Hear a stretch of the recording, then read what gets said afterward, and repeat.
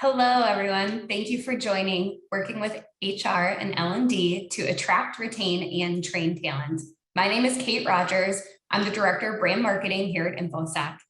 I'm excited to be here today and be your moderator for this session. We'll meet our guests in just a moment, but before we get started, I have a couple housekeeping items. You are in listen-only mode. That means you're muted, but please feel free to ask questions using the Q&A chat on the right-hand side of the screen. I have the pleasure today of being joined by Garrett Blight, Director of Dark Labs at Booz Allen Hamilton. Welcome, Garrett. And Eric Jeffrey, Senior Security Solutions Architect at IBM Security and podcast host of the Cybersecurity Graveyard. Welcome, Eric. Hi, thank you very much. Thanks. To get things started, let's have each of you quickly share your role within your organization and a 30,000-foot view of what training and development looks like for you or your team at your organization. Garrett, I'll start with you. Sure, thanks. So as Kate said, I'm Garrett Blight, and I lead our cyber defense operations capabilities, but also our Dark Labs capability at Booz Allen Hamilton. So what that is that's our cyber research and development group. So as far as interacting with L&D and HR, primarily that's around some very high-tech skilled staff within the cyber community, threat hunters, embedded reverse engineers, penetration testers. They're very in-demand staff, and so we have a very unique communication conversation always going with L&D and HR and how to best retain and then train those staff. Look forward to elaborating on that a little bit more, Kate. Great, thanks, Garrett. And Eric? Hi there. As Kate said, I'm Eric Jeffrey. I'm a Senior Solutions Architect at IBM. I deal with the industrial market. However, I go across platforms. I also do mentorship and guidance at IBM. And as a matter of fact, today I'm actually helping to teach an architectural thinking for security class to help the folks in my organization learn, grow, and advance there. What else I also do has to deal with overall mentorship and guidance and giving back. One of the nice things at IBM is the ability to give back to the community through speeches, sitting in, helping early professionals, mentoring and guiding, getting matched up with other folks. And IBM supports a lot of that through the L&D and the HR. So there's a lot of give back, I think is the best way to put it. Fantastic. I'm really excited to talk to you both a little bit more about that. Garrett, I'm going to go ahead and start with you. Currently, how does your team work with HR and L&D when it comes to training and career pathing? So before I get into the details of that, at Booz Allen Hamilton, we have an alignment to job families, which kind of describe what is their functional role. And then from those job families, you get categorized in those once you join the firm or once you get a new skill and you decide that's the career path you want to be on. From there, then we link you up with project teams, which could be for any particular clients. It could be in geography, right? So you kind of have two alignments. Where we fall out is we lead the operating model for our cyber research and development. And so we may take a lot of different folks from different walks of life. They could be data scientists or some of the other skill sets that I've already mentioned. And so the way that we work with L&D is really to give them, one, best practices insight around foundational skills. So right now from our technical excellence program, we've got an onboarding program that lasts anywhere from 5 to 8 weeks for those that don't necessarily have a cyber background. That's foundational, so people can walk into their job family and make sure that they can deliver well on day one. But then for some of the more sophisticated skill sets, we've got more advanced training, and a lot of that takes hands-on skills. And so we've got a lot of other portals inside lab environments and things that are enabled by our L&D team to make sure that there's that continuous learning for those skills. That is really comprehensive, and it sounds like quite a program. How have you been involved in kind of setting that up, Garrett? So on some of it, we really looked at what are the types of skill sets that we need to evolve for those highly technical staff. Really, when you think about the Great Resignation that's going on now, I mean it's more critical than ever that you've got the key investments in the staff to retain them and make sure that they feel intellectually challenged. So what we've done is we've had this going for many years now, a self-improvement course called Kaizen, It's something that we have available to all staff in what we call a dojo, very, very Japanese themed. And people can go in there, and it's a collection of capture the flag events where you can try out new skills in some of those advanced cyber concepts, from binary analysis to network analysis and a variety of other things. I won't go into all of them here, but that's something where anybody can be hands-on, and it doesn't matter what job family you align to. So you could be in a completely different walk of life doing architecture and engineering and not operations, or you could just be in a strategy and organization and want to kind of evolve your technical skill sets out of the general management consulting skills that you have today. And you can go in there and you can try your hand in some of those skill sets. But they start at the foundational and then gradually give you hints to improve your skills as you go on. So we developed that about 10 years ago, and we continue to evolve it. Every once in a while, we bring it to clients too, because they see the value of some of the staff that we can provide them in those areas. Awesome. Fantastic. And Eric, from your perspective, how does your team work with HR and L&D when it comes to training and career pathing? What's that look like at IBM Security? Yeah, there's a lot of similarities actually between IBM and Booz Allen. I like what Garrett was saying there a moment ago about it doesn't really matter what your background is or where you're coming from, you have the opportunity to move forward. At IBM, we have a very detailed learning environment and platform. It's called Think 40. It's your learning.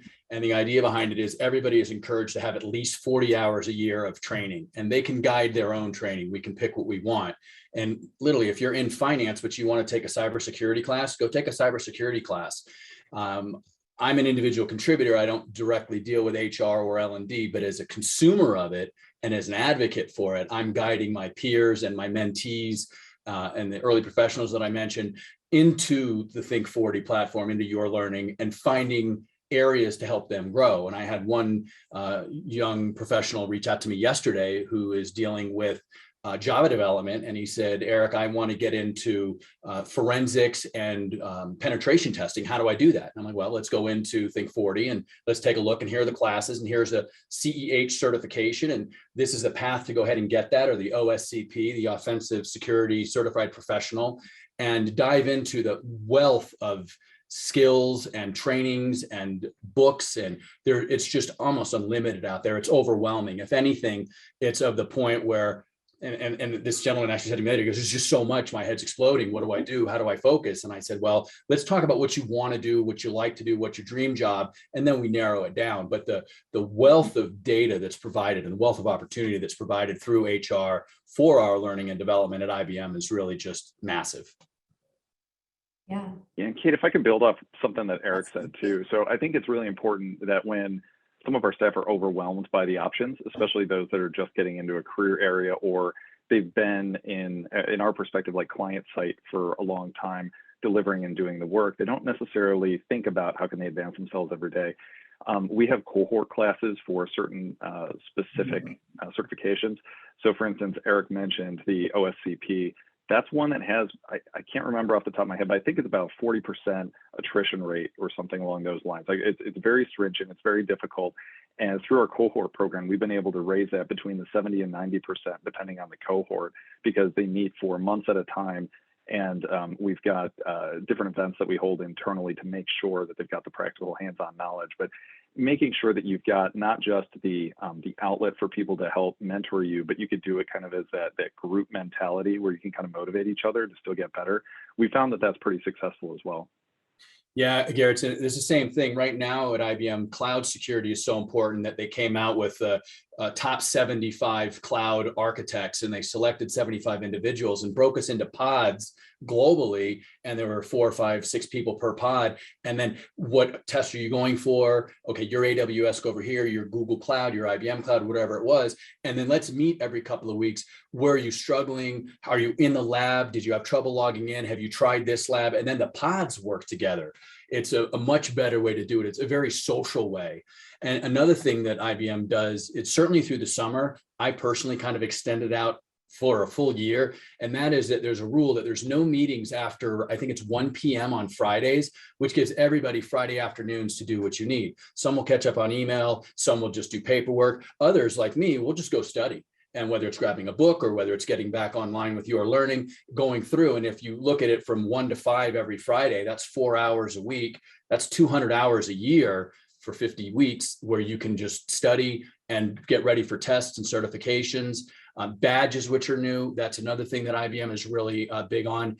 And there's metrics and it tracks. I think people from the game theory want to see how they're doing. And you get extra badges if you do, I think it's 120 hours plus 1 badge, you're a bronze learner, 160 and 4 badges, you're a silver. And if you really want to go for gold, it's 200 hours and 8 badges. So it's incentivizing. It's not just providing it and then giving you the pods and the ability to work with others. You're really able to get in there and grow and compete against yourself year after year if you want.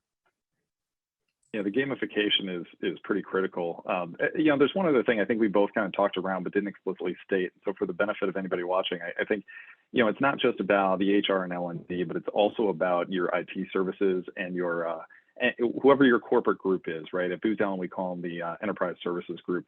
So when we're talking about all these lab environments and the ability to be able to go hands-on in some of these ways, it really does require a lot of infrastructure support.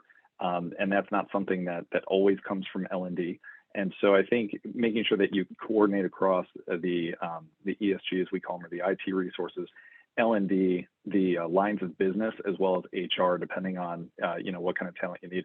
That kind of, it's not just the trifecta, but that kind of group is really critical to move anything forward. So anyway, just don't forget about IT and the ESG equivalent. Yeah, I think you make a really interesting point there, Garrett. And this is something that both of you have, mentioned to me during our many discussions, is that it's really a lot of ownership is on the security leaders and the team leaders, right, to help make these connections and really use L&D and HR as a resource. Anything on that, right? Any best practices that you found work really well when you're trying to collaborate with these internal partners or teammates that you're referring to, Garrett? Yeah, I think the routine communication is pretty critical, right? So that you know each other, so that it doesn't just seem like it's a request out of the blue, or somebody in a different part of the organization who's out of your chain of command, if you will, your administrative structure is trying to demand something of you. And at the end of the day, like the essential nature of the enabling functions that occur through things like IT services are going to hinder your business if you can't make sure that they're successful. And so I think just treating everybody as equal partners across the organization has been very helpful. We have routine working sessions when we're trying to evolve a new training program, or we're just trying to think about how else can we evolve what we're doing today. We just set those up and really have a core Tiger team that goes after it and just kind of usher it through until we get on the flip side and we do the pilot and we see how everybody does. Awesome. And Eric, any best practices or anything that you found really work well as, either an individual contributor, as a previous team leader, when it comes, to collaborating to make sure that your team and future talent is getting the training and career pathing that they need? Yeah, it's a great point. You talk about my previous life. I used to manage a group of engineers and project managers, upwards of 25.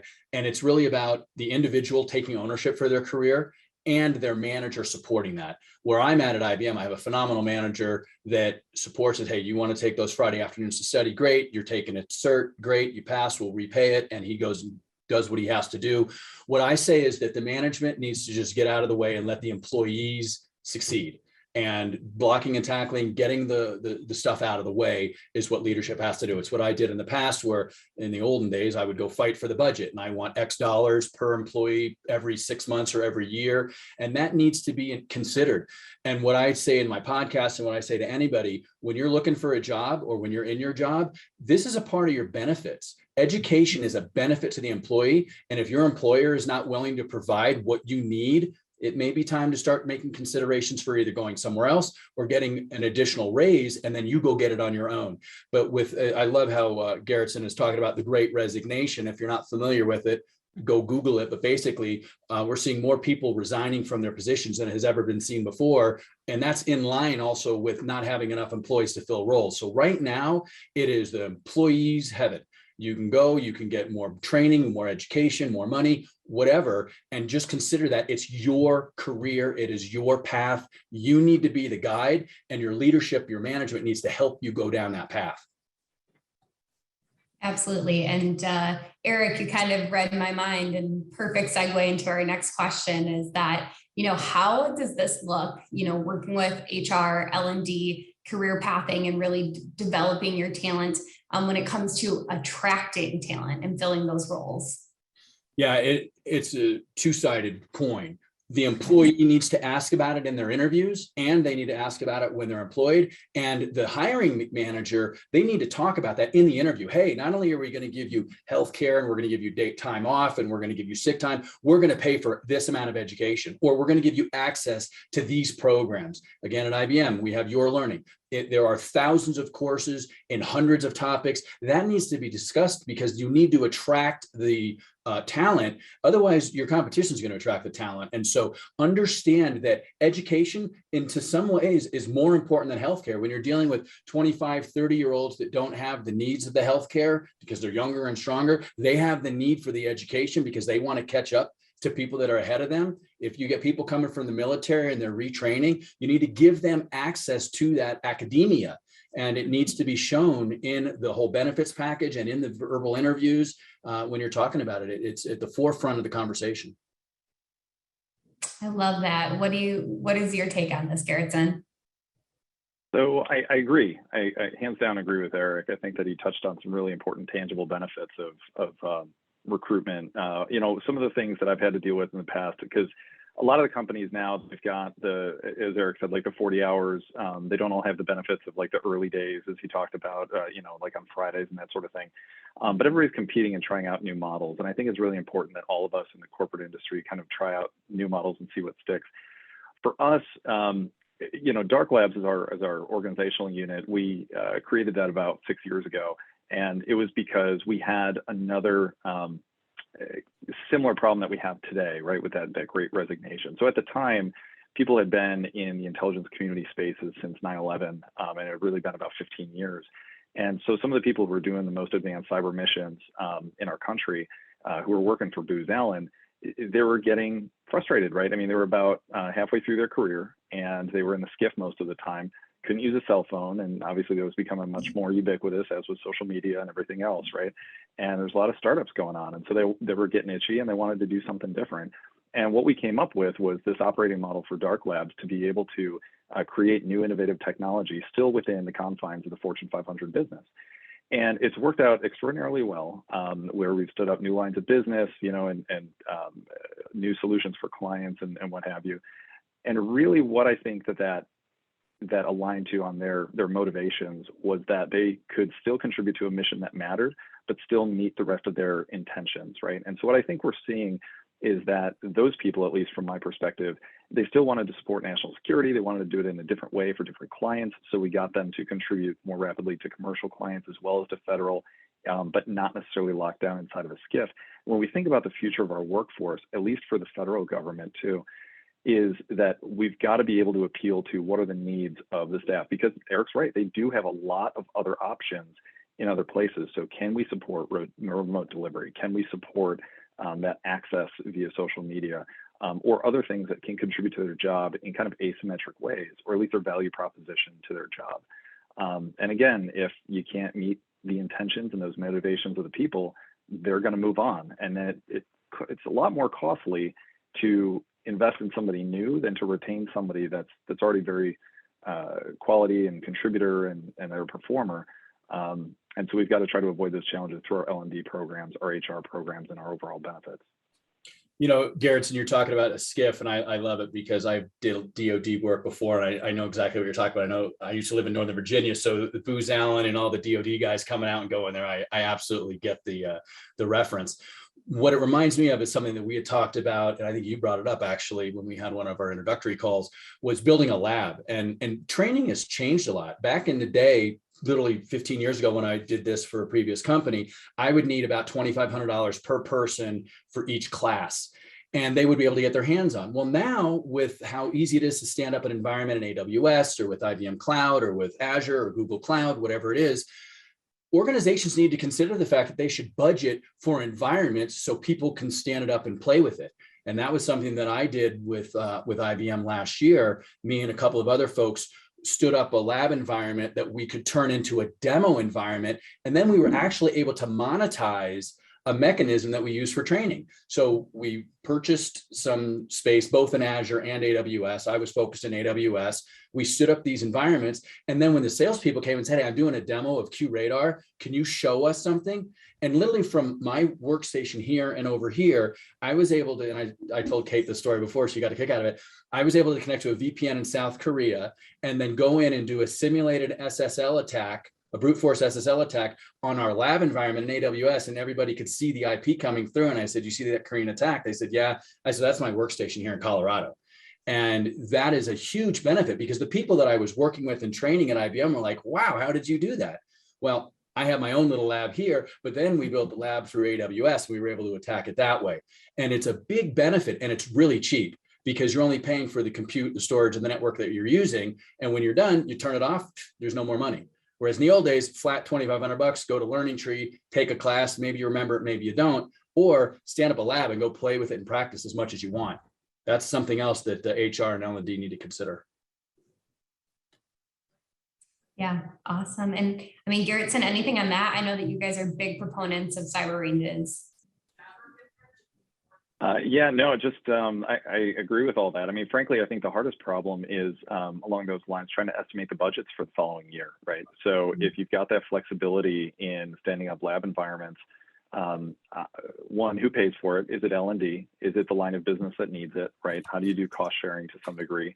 Or do you pass some of it along from any kind of proceeds you make from selling something through the business back to L&D?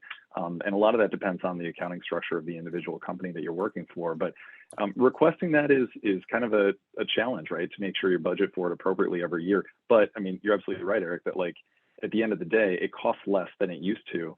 So I think when we're trying to think of how do we optimize some of the investments in some of those areas, we should probably talk about that a little bit. I don't know if I'm taking a question from you, Kate, but you know, when we're thinking about leading indicators and lagging indicators, just you know, when we're talking about the efficacy of our training program, and I'm thinking about how do I value it, right? Because the lagging indicators are what is valuable today to your business, right? So it's how many certs of this type do I have? How many degrees do I have, right? How many people are coming through this last course that I just held? But I think for everybody listening, I'd probably try to challenge them to get into the leading indicators as well about how do you forecast the future part of the business. And at least at Booz Allen, we've got that really good relationship with our L&D. And so we can sit down and say, this is where I see the business going. And so this is where I see our hires needing to be. Therefore, we're going to need future L&D programs in these new technologies, right? So we started this years ago with data science before it was a big thing. We had to upskill a lot of our operations research folks, for any mathematicians on the line, right?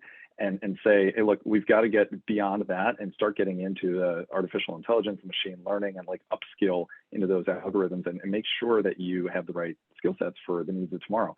And so we held a data science 5K, as we called it. So it was just kind of a kitchen name to a program where we could train a lot of people across the firm with challenges.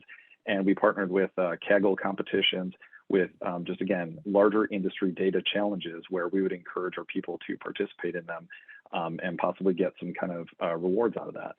And so by teeing that up for the future technologies, it's really helpful. Now we're, obviously zero trust is almost becoming a lagging indicator, but, some of the future leaning things about XDR, which has not necessarily filled its end state yet. 5G, we're investing heavily in that right now, right? And there's just a lot of these other technologies that if you look at industry trends, top 10 reports, CAGRs, compounded annual growth of certain technologies, those sorts of things you can look at to try to make sure that your training program is aligned to where the business is going. But anyway, that's something that we've worked well with our lines of business and L&D. Yeah, I think that really goes right into where I wanted to kind of take this next. And I think reskilling has a huge part of taking on this challenge of the cyber skills gap, right? If people believe that exists or not, either way, we know that we have these open roles, we have these emerging fields that we need to start getting people ready for. How does your relationship with your internal partners, help or hinder your skills gap at your organization, right? And if it's the latter, how did you overcome that, right? How did you get that buy-in internally to turn that around and get the resources, the time, and the talent that you need? Yeah, I'll go ahead and take that one. Yeah. There was a time, I think it was probably 12 or 18 months ago, where HR, L&D, they came to me and said, we have people in other business units at IBM that we need to transition. We need to move them from that business and get them into security. And there's a shortage of security people. So it was good synergy. And they said, Eric, go through and look at all of these courses and put together a profile for somebody that's going to be a SOC analyst, put together a profile for somebody that's going to be an architect or an admin or an engineer. And then I went through and looked at the courses. And as Garrettson was talking about what they've done on the leading indicators and the lagging, I'm just smirking going, I don't know what IBM is doing with it, but they're doing a great job, because I've never gone to look, and they're not paying me to say this, honest. I've never gone in to look for something and not found it in Think 40 or in the Your Learning. It's there. And then they come to folks like me and they said, Eric, you're an architect. How would somebody skill up? What do they need to do? What classes do they have to take? What certifications should they have? And then I put that together. So HR and L&D in that case didn't sit there and say, oh, well, we know all because we're human resources. They said, let's go to the experts and have them tell us what we should do and what path they should follow. And likewise, from the badging perspective, there are charts and paths, and you do this one, and then you do this one, and then that one. And then they start to overlay. Like, to be an architect, we have to take project management courses. I had a 16-hour, 2-day class just in project management. There were numerous consulting classes that I had to take, or you can test out of it, because I do consulting for a living. I could test out, or I take in other classes, and there's roadmaps that's all put together. And then the last piece of it, a very complicated roadmap that I have followed now for 3 years for my architect certification, where there are many badges and projects that you have to work on and courses that you have to take. And not only that, they say, we want you to have industry expertise. So pick an industry, whether it's healthcare or FinServ, and go take courses on this and then get badges on that. And then when you stack up enough badges, then you get the certification. And I didn't have to create the roadmap for me. It was already done. But for people coming over, they asked me to help with that. And because of what I had done, I was able to help the others. So it's a very nice team effort to put it all together. Yeah, it's somewhat similar. It sounds really robust, Eric. I mean, it's somewhat similar at Booz Allen, but from the perspective of that, annually we do a review of those job families that I mentioned before to make sure that they're still relevant, right? And if we have to make any obsolete or merge any or create new ones, like on an annual basis, that's kind of where we keep that up to speed. And that's a combined working group with HR, L&D, the lines of business and that sort of thing. But when we're looking at standing up new training, I don't think it really gets contentious, but usually it's driven by a more immediate need for a contractor, or like when SolarWinds happened, for instance. I'm not sure if you're familiar with the hack, but it affected a lot of industry, if not all of industry, as well as the federal government. And so what we found then was that pretty much every company who offered threat hunting services was tapped out. People would come to us, we'd go to them, and basically everybody was just tapped out. And so we said, look, we've really got to upskill more people quicker. We had technology to enable us to do that, but how do we respond quicker? And again, formed a Tiger team and made sure we have representation from HR and L&D, and said, well, is it a hiring problem? No, it's more of a training problem, because if you can hire them, I mean, everybody's tapped out, so you can't just do that. But from a training perspective, we're able to rapidly stand up a training program. And then to date, it was probably within 2 months, we got up to 100 people in it. That was kind of the audacious challenge we threw out there. And again, it was just a demand signal that a lot of folks from other integration, engineering, and operations walks of life wanted to take part in that new forward-leaning operational skill. And so we worked with L&D to create what that program looked like, some of our vendor partners as well, and then stood it up and we started certifying people. So I don't think it was ever contentious, just because we have that good working routine relationship. But then in addition to that, we do have other formalized job family, like learning paths and things, as Eric mentioned. So now something like this is going to formally contribute to our threat hunter program as well. So they come from sometimes methodical and sometimes necessity approaches. One thing that I would add, and it kind of touches on what we discussed earlier, because there is a lack of people, and Garrettson's point, we already had the employees, we just needed to train them. Businesses have to understand that they need to be agile, and they have to support their staff with the time, the money, and the tools so we can deliver what is necessary. Everybody talks about staff augmentation and outsourcing, but we're really at a point where IBM, we may be tapped out and we have to go to what we call a sub K, another contractor, to bring them in. And then they're like, well, we don't have anybody either. We got to go out to Booz, or we got to go to SAIC, or find somebody somewhere. And to help where we are, we need the early professionals. We need community colleges to step up. We need high schools to step up. And we need to start finding more able-bodied people that want to come in. And then it's incumbent upon all of us, me and Garrett and Kate and everybody, to help people retrain and join in the cybersecurity profession. It's lucrative, it's fun, it's exciting, and it's very diverse. The last thing that I'll say, and turn it back over to you, Kate, people don't need to be technical to be in cybersecurity. We need project managers, we need sellers, we need business analysts. You don't need to know Linux and how to break into a computer to do cybersecurity. So if you're here and you're listening and you want to get into cyber, listen to my podcast, shoot me an email. It is not a heavy lift to get into cybersecurity. And I don't care if you're 18 or 68, it is doable to get in. And hopefully what Garrett and I have talked about have given some ideas and excitement to get people into it. Yeah, absolutely. And as someone who is newer to the cybersecurity industry and a scientist by trade, I mean, I cannot say enough good things and then say that it is totally possible. That's coming from the perspective that I'm certainly not hacking into anyone's computer anytime too soon. So with that, I do have one last question for each of you. Eric, I'll let you answer first. What's the one piece of advice or one thing that you know now that you wish you would have known at the start of your career, that maybe you want to share with people before we leave today?